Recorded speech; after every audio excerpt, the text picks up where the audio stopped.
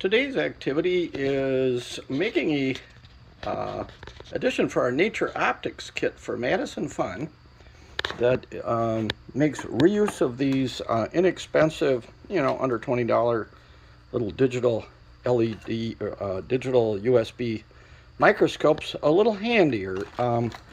They come with a stand to put them on. I've got one set up over here.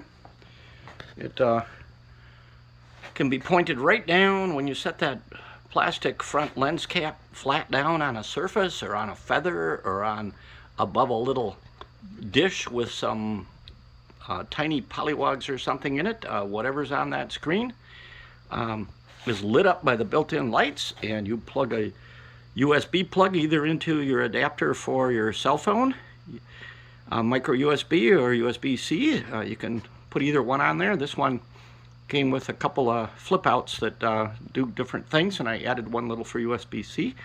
And then I plugged it into a standard Chromebook. This is just a Dell Chromebook, plain old, logged on as guest. It requires no rocket science. You turn on the Chromebook, log in as guest, and hit the little lower left hand ring that says launch apps, and you launch the camera. And when the camera comes up, you'll see that little rotate signal there.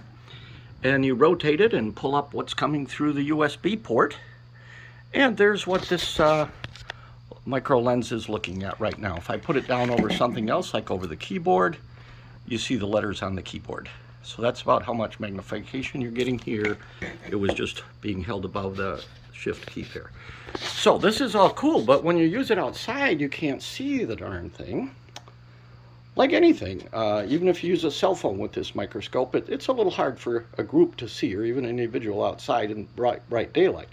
So we're going to use some cheap resources. I've got stacks and stacks of 2x3 press board here. It's very, very light, very inexpensive, 50 cents to $1 a sheet. I've got a couple of uncut sheets here, and I just cut a couple into halves. And what I'm going to do is take these and set in back and out the side, and the other one in back and over the top, and we will end up with a little cover here, hopefully, that will shade the sun enough outdoors for the ambient light so that people can stand back here and see that screen in daylight. So I'll come back with that when we're finished.